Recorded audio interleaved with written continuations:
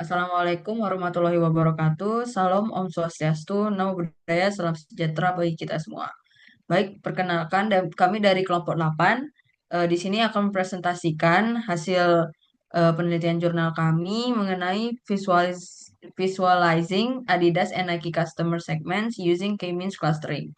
Nah, sebelum itu izinkan kami memperkenalkan diri terlebih dahulu. Saya Cokorda Istri Santi Marani Pemayun dengan NIM akhir 011 dan rekan saya. Maria Shelina NG dengan NIM akhir 006. Nah, jadi di sini kami mendapatkan paper penelitian ini sumbernya dari IEEE dan bisa dilihat sumbernya di bawah sendiri itu. Oke, sekarang kita akan mulai mempresentasikan isi dari paper ini. Boleh di next?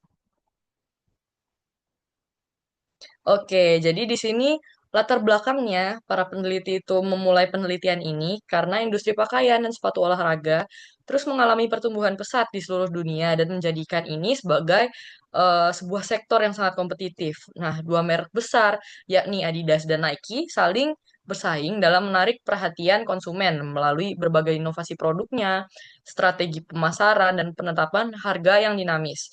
Nah, dalam kondisi ini, eh, memahami karakteristik dan perilaku customer sendiri menjadi hal yang sangat penting agar perusahaan dapat menyesuaikan strategi penjualan dan promosi dengan efektif. Mungkin boleh di next. Nah, tujuannya sendiri untuk mengidentifikasi dan memvisualisasikan bagaimana sih segmen pelanggan itu terhadap data dari produk Adidas dan Nike menggunakan metode unsupervised. Nah, di sini yang digunakan oleh kami yakni clustering K-means untuk mengelompokkan produk atau pelanggan berdasarkan atribut produk sehingga brand bisa mengambil keputusan pemasaran atau pricing yang lebih terfokus dengan pola pembelian dan preferensi dari si customer sendiri. Boleh di next. Nah, untuk dasar teorinya sendiri, yang pertama ada customer segmentation. Nah, customer segmentation ini pengelompokan pelanggan berdasarkan kesamaan karakteristik untuk memahami perilaku dan preferensi mereka. Nah, segmentasi yang dilakukan oleh Adidas dan Nike ini sangat membantu dalam menentukan strategi pemasaran dan penetapan harga supaya lebih tepat sasaran. Selanjutnya, di sini metode yang digunakan itu ada K-means clustering. Nah, K-means ini algoritma unsupervised learning yang digunakan untuk mengelompokkan data ke dalam sejumlah klaster berdasarkan jarak terdekat dengan titik pusat atau centroid. Selanjutnya ada elbow method. Elbow method ini digunakan untuk menentukan jumlah klaster optimal yang akan digunakan dalam pengujian K-means ini sendiri dengan memplot within cluster sum of squares atau WCSS terhadap jumlah klaster. Selanjutnya ada silhouette score. Nah, silhouette score ini merupakan metode untuk mengukur atau mengevaluasi kualitas hasil clustering ini sendiri dengan menilai seberapa dekat sih suatu data ini dengan klasternya. Nah, kalau misalnya untuk skornya sendiri berkisar di antara -1 hingga 1, di mana jika nilai mendekati 1 menunjukkan pemisahan klaster yang baik. Boleh di next. Oke, selanjutnya ada PCA atau Principal Component Analysis. Nah, ini merupakan teknik reduksi dimensi yang digunakan untuk mengubah data berdimensi tinggi menjadi beberapa komponen utama tanpa kehilangan banyak informasi karena K-means ini cenderung sensitif terhadap dimensi yang besar. Jadi di reduksi ini supaya dia pemrosesannya lebih optimal. Selanjutnya ada data preprocessing. Nah, data preprocessing ini merupakan tahap untuk memastikan data itu bersih dan siap dianalisis. Langkah ini bisa mencakup penghapusan nilai nol, duplikat, ataupun outlier, serta standarisasi skala antar variabel. Selanjutnya, nah di sini kan tadi kami membahas di paper itu di awal kan menyebutkan ada dua perusahaan yang bergerak di bidang fashion ini kan. Yang pertama tuh ada Nike. Nike ini merupakan perusahaan asal Amerika Serikat yang dikenal dengan slogan Just Do It. Nah, Nike ini berfokus pada inovasi teknologi dan memanfaatkan analisis data untuk memahami perilaku pelanggan dan menyusun strategi pemasaran yang efektif. Selanjutnya ada pesaingnya yakni Adidas. Adidas AG adalah perusahaan asal Jerman yang didirikan oleh Adolf Dassler dan menjadi pesaing utama Nike. Nah, Adidas ini menonjol melalui inovasi produk, kenyamanan, serta komitmen yang berkelanjutan. Adidas ini juga menerapkan analisis data untuk memahami tren pasar, untuk menentukan harga produk, dan memperkuat loyalitas pelanggan. Next.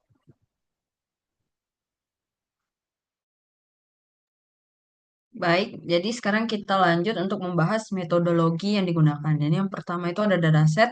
Nah, jadi dataset yang digunakan itu berasal dari Kaggle yang berjudul Adidas versus Nike. Nah, jadi data ini mencakup 3.268 produk sepatu dari Adidas dan Nike yang mencerminkan perilaku dan preferensi konsumen. Nah, data ini merupakan data yang diambil pada 13 April 2020 yang dimana setiap produk dalam dataset ini memiliki 10 variabel yang terdiri atas product name, product ID, listing price, sale price, discount, brand, description, rating, reviews, dan last visited. Nah, atribut-atribut ini menjadi dasar dalam menganalisis pola pembelian, sensitivitas harga, serta tingkat kepuasan pelanggan. Nah, dengan memanfaatkan data real ini, peneliti bertujuan untuk mengidentifikasi kelompok pelanggan berdasarkan karakteristik produk yang mereka minati. Nah, ini untuk variabel lengkapnya. Jadi yang pertama itu ada product name yang berisikan nama produk dengan tipe data string, lalu ada product ID yang merupakan ID unik produk yang tipe datanya juga string, lalu ada listing price yaitu harga asli sebelum diskon dengan tipe data integer, lalu ada sale price yaitu harga setelah diskon dengan tipe data integer juga, lalu ada diskon yang dimana merupakan besaran diskon dalam persen dengan tipe data integer, lalu ada brand, yang dimana ini tuh merek antara Adidas atau Nike, tipe datanya string, lalu ada description, yaitu deskripsi produk dengan tipe data string, lalu ada rating, yang merupakan peringkat produk dari 1 sampai 5 dengan tipe data integer, lalu ada reviews, yaitu jumlah ulasan, tipe datanya integer, dan yang terakhir ada last visited, yaitu waktu terakhir produk dilihat dengan tipe data string. Nah, lanjut ke penentuan algoritma. Nah, jadi setelah dataset dikumpulkan, langkah berikutnya adalah memilih algoritma yang sesuai untuk melakukan segmentasi. Nah, penelitian ini memilih algoritma K-means clustering sebagai teknik utama. Ini dipilih karena kemampuannya dalam melakukan pengelompokan data tanpa pengawasan atau unsupervised learning, yang ideal untuk menentukan pola tersembunyi dalam data pelanggan. K-means bekerja dengan membagi data ke dalam sejumlah klaster yang memiliki kemiripan internal tinggi, sekaligus mempertahankan perbedaan yang jelas antar klaster. Nah, untuk tujuannya yaitu untuk meminimalkan variasi di dalam klaster dan memaksimalkan variasi antar kelompok, sehingga hasil clustering dapat memberikan wawasan yang jelas dan dapat ditindaklanjuti. Lalu pra pemrosesan data. Nah, jadi sebelum data diproses, itu dilakukan tahap pra pemrosesan untuk memastikan kualitas dan konsistensi data. Nah, tahap-tahapannya itu meliputi penghapusan nilai nol. Ini tujuannya agar tidak ada data yang hilang atau tidak valid yang mengganggu proses clustering. Lalu ada penghapusan data duplikat. Ini untuk mencegah pengulangan informasi yang dapat menyebabkan bias dalam analisis.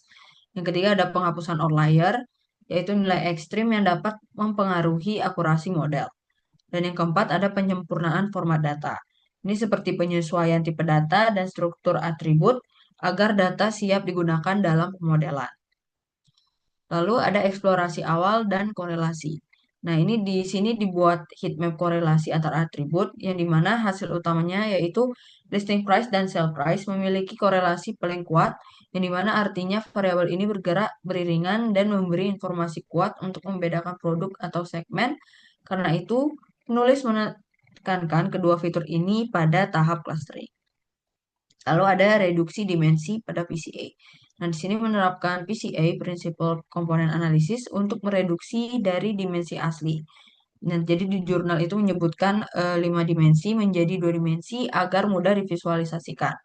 Nah, tujuan PCA ini mengurangi kompleksitas dan membuat pola cluster lebih mudah dilihat pada scatter plot 2 dimensi. kemudian menampilkan array dua dimensi hasil PCA dan plot dua dimensi yang menunjukkan data terproyeksi pada dua komponen utama. Nah, jadi sebelum PCA umumnya dilakukan scaling menggunakan standar scaler agar fitur dengan skala besar, yaitu harga, tidak mendominasi. Nah, di sini juga jurnal menyatakan mereka menggunakan data yang di scale. Oke, selanjutnya ada menentukan jumlah klaster optimal dengan menggunakan elbow method. Nah, di sini elbow method digunakan untuk memplot WCSS terhadap jumlah klasternya, terhadap K itu sendiri. Jadi di sini WCSS turun banyak dari K1 ke K2 ke K3. Terus selanjutnya setelah K3 itu kurvanya terlihat lebih stabil. Nah, jadi di sini elbow-nya itu menentukan dan terlihat bahwa sikunya atau elbow-nya ini di K sama dengan 3 sebagai jumlah cluster yang optimal. Boleh di next.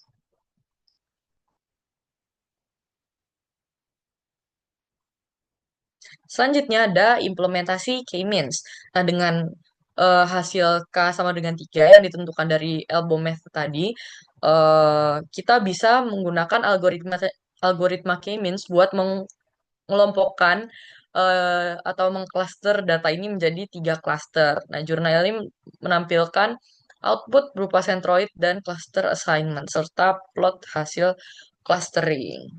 Di sini eh, inisiasi centroidnya seperti yang bisa dilihat seperti itu k-means and clusternya 3, ini k-min plus plus sama di set dengan random state-nya 42.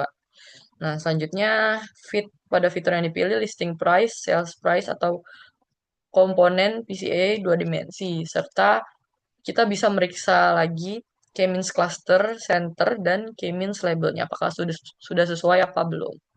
Boleh di next. Nah, selanjutnya kita akan melakukan evaluasi dari hasil klasterisasi tadi itu dengan silhouette score. Nah, di sini silhouette score itu dipakai buat mengukur kualitas clustering. Nilainya itu antara -1 sampai +1. Jadi semakin dekat dengan +1 dia hasilnya semakin baik. Klasternya itu terpisah.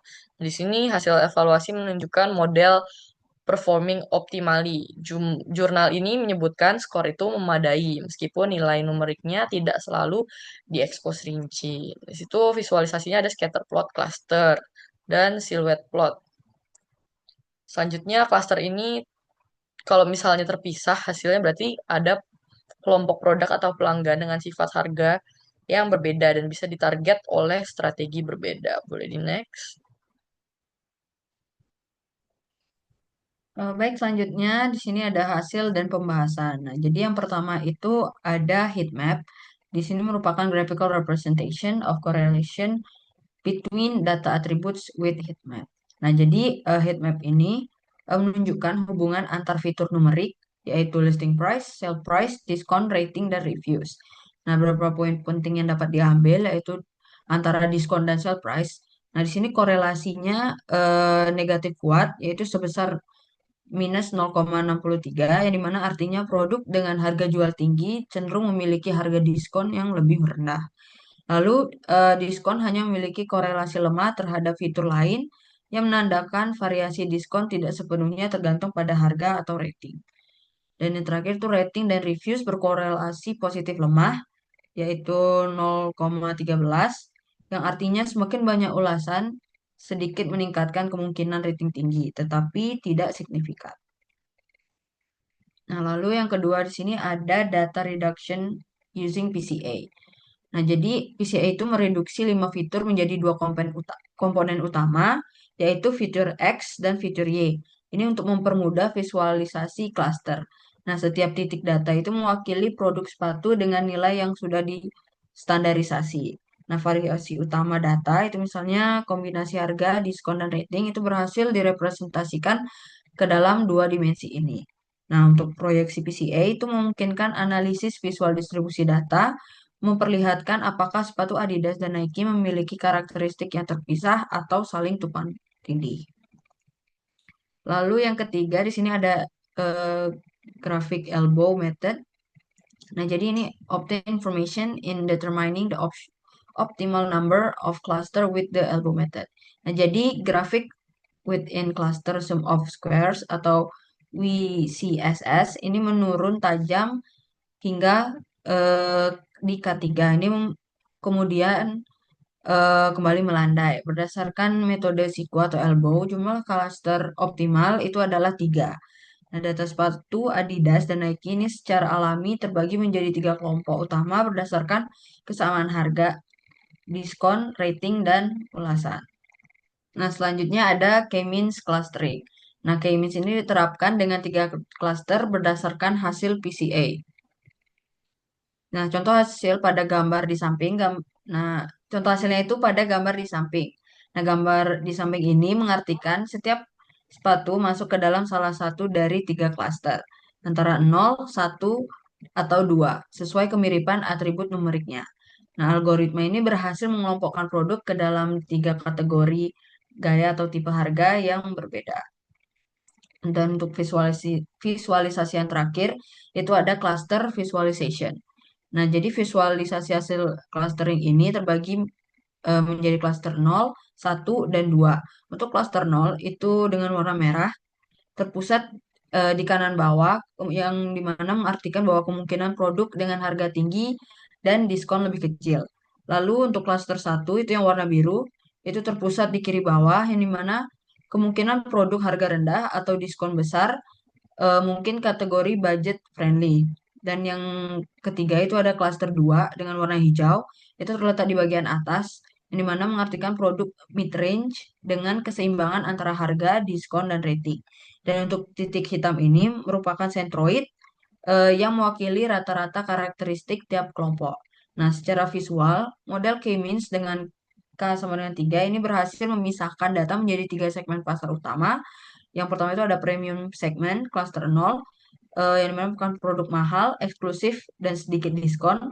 Lalu ada budget segment, itu untuk cluster 1, yang dimana produk murah, banyak diskon, dan mungkin lebih populer. Dan yang ketiga ada mid-range segment, itu pada cluster 2, yang dimana produk menengah dengan nilai seimbang antar kualitas dan harga.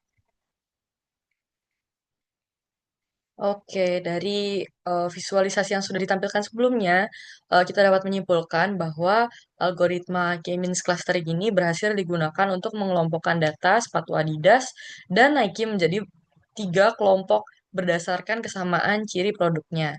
Nah, setelah dilakukan pengujian dengan elbow method, ditemukan bahwa eh, kelompok terbaik adalah 3 klaster, yaitu dari K optimal tadi, K sama dengan 3. Nah, di situ juga menghasilkan siluet skor sebesar 0,4734 yang menandakan hasil pengelompokan ini sudah cukup dalam satu klaster yang cukup mirip. Nah, hasil ini juga terlihat dari scatter plot di mana ketiga kelompok sepatu tadi tampak terpisah dengan cukup rapi. Dari semua variabel yang dianalisis, listing price atau harga awal dan sales price, harga jual setelah diskon terbukti paling berpengaruh dalam membedakan segmen produk.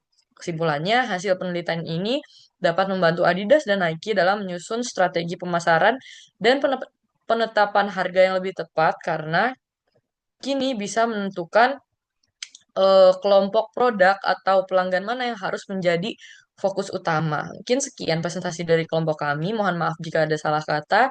Sekian dan terima kasih.